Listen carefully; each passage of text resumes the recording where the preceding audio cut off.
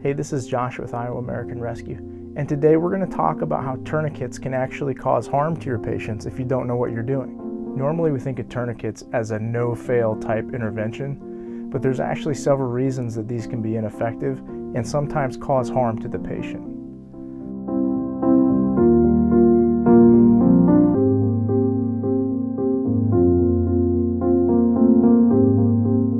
Three of the most common reasons are: you bought a crappy tourniquet, and that is one that was not approved by the Committee on Tactical Combat Casualty Care. They do a lot of research into what actually stops the bleed, and we're going to go over some of the ones that actually work. The next reason we see tourniquets failing is simply because people don't know how to use them. It does no good to go buy good trauma equipment and not actually know what to do with it. And third, you didn't have a tourniquet available to you at all. That leaves you with wound packing, which is still pretty effective, but a lot of times we see improvised tourniquets, which can be very harmful to the patient. So why are improvised tourniquets harmful to a patient?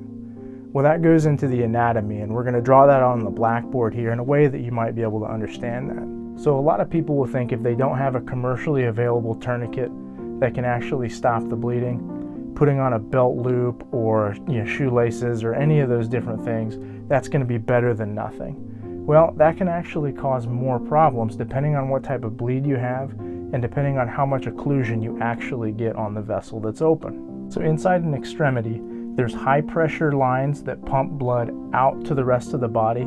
Those are your arteries. Those are closer to the bone, they're deep inside, and they're very difficult to occlude. So we see that here. We've got a bigger vessel, it's under high pressure. If you see that open on a trauma victim, it's going to be shooting out bright red oxygenated blood, and it should be matching the pulse rate of the victim.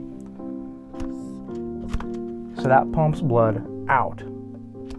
The veins are a lot closer to the surface. That's the ones that you can see right on your hand right there. The veins return blood back to the body. So now you can start to understand why not enough pressure can actually be very harmful to your patients. If I were to apply a tourniquet but not actually get deep enough to occlude the artery, what I've done is I've occluded the vein. So on a lot of extremities, there's going to be more than one artery. So you might have a couple running through, like a femur or something larger like that. So if you have an injury that doesn't completely amputate the limb, you could still have blood flow that goes out and potentially return back to the body. So if you do an improvised tourniquet or you aren't able to get enough pressure to actually stop all of the arterial bleeding, they're going to bleed out faster. Now, why is that? Isn't something better than nothing? Well, what happens is the veins that are closer to the surface, those are really easy to occlude. So you have some blood flow still getting through the artery. That eventually would have come back through one of the veins that hadn't been damaged.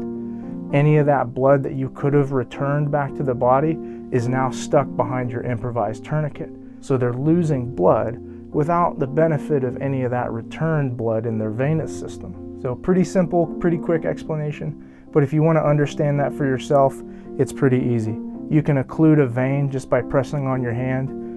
Try to occlude an artery, and it's going to be a lot harder. You're going to have to push a lot deeper. It's not easy to do. So here's a couple examples of tourniquets that have been approved by the Committee on Tactical Combat Casualty Care.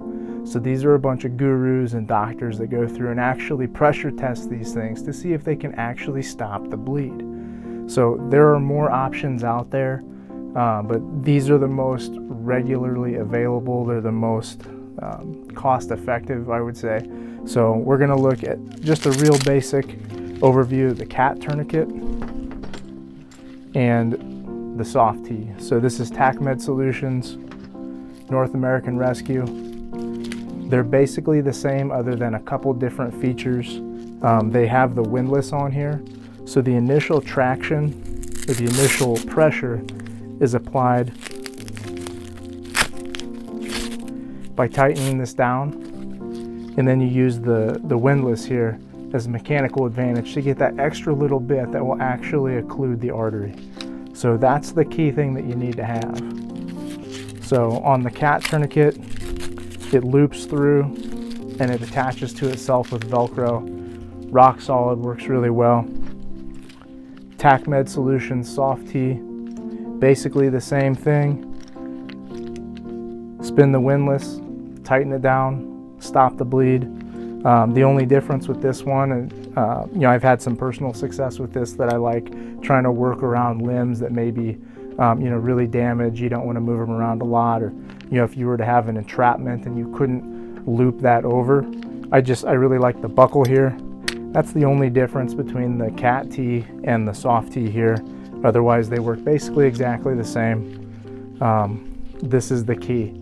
Don't buy Chinese knockoffs. These will break when you need them the most. So pretty simple. 25 to 30 bucks basically anywhere you go.